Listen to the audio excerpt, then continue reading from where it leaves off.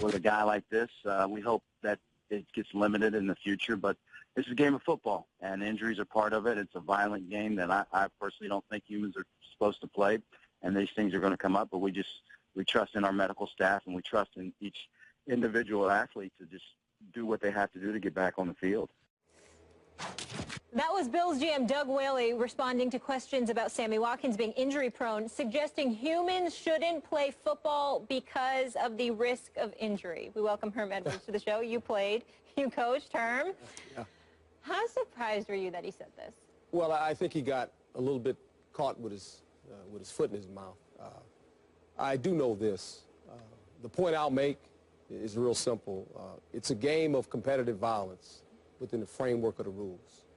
And I say this as a former player and as a former coach. It's a game where you test a man's will. It really is. And analytics don't show that, by the way. It's a game of mental and physical toughness over a period of 3 hours. And you got to like it. A lot of folks don't like it. That's a fact. A lot of people aren't meant to play football. I will make that perfectly clear as well, at all levels. It might start in Pop Warner, might start in high school. When you get to professional football, you have gone through the gauntlet of saying, you know what? I like this game. And it's a wonderful game. And I think sometimes we look at it and go, well, you know, what are these guys getting into? Players know what they're getting into. There's a certain mentality you have to play this game, okay? And it's not made for everybody. And I tell people all the time, hey, it's not meant for everybody. You'll find out right away. You'll find out right away when somebody knocks you off your spot how you respond, okay? And we make the game all pretty because we talk about the quarterback, talk about touchdowns, talk about all that good stuff. But at the end, it's a physical game. And if you don't like it, it has a way of weeding people out. And that's okay. That's how I look at the game of football. You know what? That was beautifully said. Yeah. That was very deeply true. Well, I say this as a former player, okay? And that's the eye test.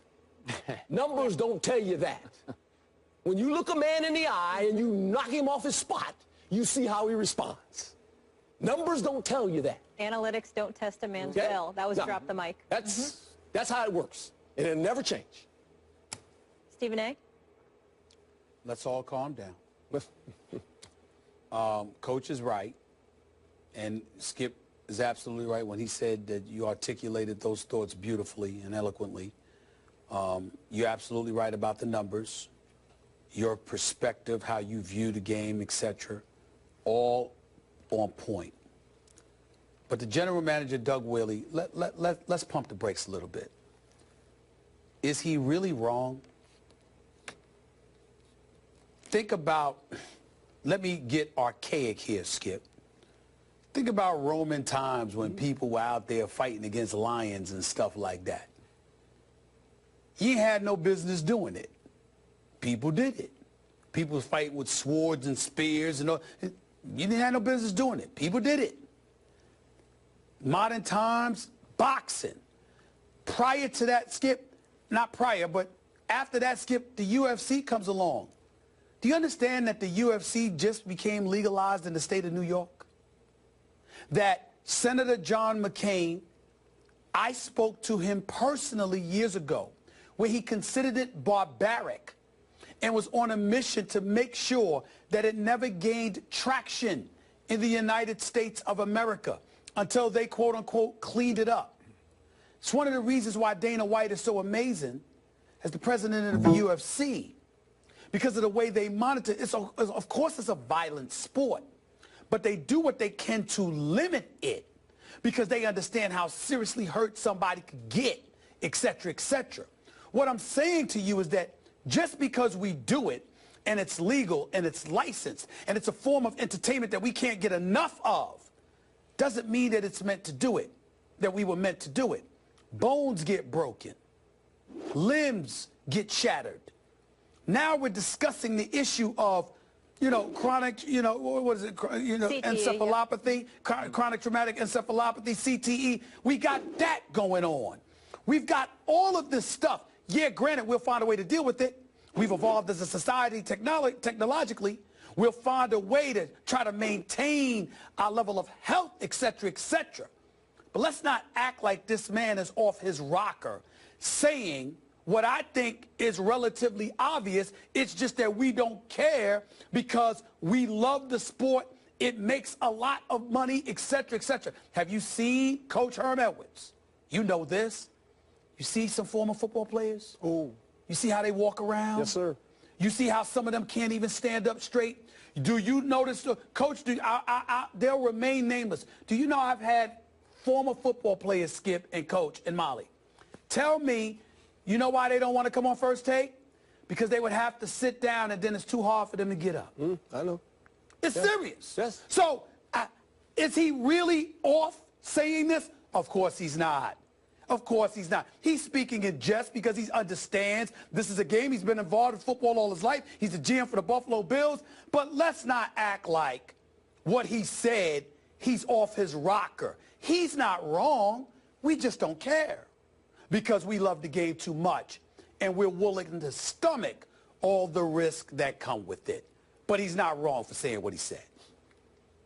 I loved what he said because the painful truth spilled out of his mouth. I'm sure a lot of owners, given the climate we're in right now, with this, in my opinion, bleeding heart overreaction to the concussion syndrome that we all want to improve all of our protocols for and reduce the risk as much as possible.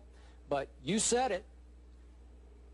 These players are aware from high school on what you're getting into here. And Doug Whaley is exactly right. It's a violent game that I personally don't think humans are supposed to play. That's why I have so much respect for the game. You, to play this game, had to have less regard for your body than most humans have for their bodies because you're going to have to get it hurt. It's not if, it's when you're going to get hurt and how much you're going to get hurt and how much pain tolerance you have. Now, there's a difference between getting hurt and getting injured, obviously, but you're going to have to play with all kinds of aches and pains because it's part of the profession. I used to fly back with the Cowboys even back to the 70s on their team plane after some games. Man, it was a MASH unit now. It was some walking wounded, and it only increased my love for the game and my respect because it's a hard game, man. And there's skill involved, but there's guts involved. The combination of skill and guts that you just so eloquently detail for us is why I'm such a fan of the league. A lot of people want to say, oh, my God, these poor... No, you should honor that they are choosing to risk some of their limbs for the sake of playing football at the highest level. I would say this, Coach. First of all, let me just put myself on Front Street right here on national television. I wish I looked as good as you now, period. That's period. But then when you take into account knowing that you played football, yes, I think it's a miracle watching you walk around the way that you do, work the way that you do, carrying yourself the way that you carry yourself. You don't seem to be affected at all by playing one of the most, if not the most, physical sport we have seen. I marvel at that and how healthy and fresh and vibrant you look and come across every day because I know what you've been subjected to. And I don't know how these guys do it. I completely agree with Skip Bayless, and nobody should have a problem with what Doug Whaley had to say because he's right on the money. It's right on the money. Well, as I said, he probably could have used a different word. But PR standpoint. There's a mentality. And the timing. And you guys made the point. There is a mentality. You know it at a young age. You know. You do. You know. Yeah. You know at a young age. And the more you play, you get to decide. Your talent alone, you got talent, but at the end, it's your will. Because it tests your will. Every time you go out on the grass and you play, and it's for real, and they keep score, your will is about to get tested. Yep. And by the way, guys, maybe with the concussions, you might have to worry less but with the league encouraging you to go low even more so they can avoid potential concussion injuries and thereby lawsuits that could potentially follow, they're basically, you know, I'm not going to lie, Skip, I don't want to use such a derogatory term as selling them down the river, but you clearly don't care if guys end up crippled because you're encouraging guys to go lower and lower and lower.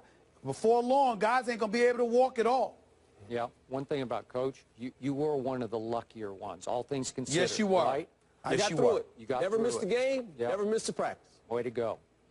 Never missed a show now either.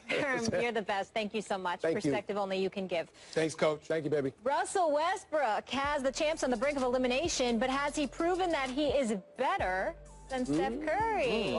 We shall discuss. That's about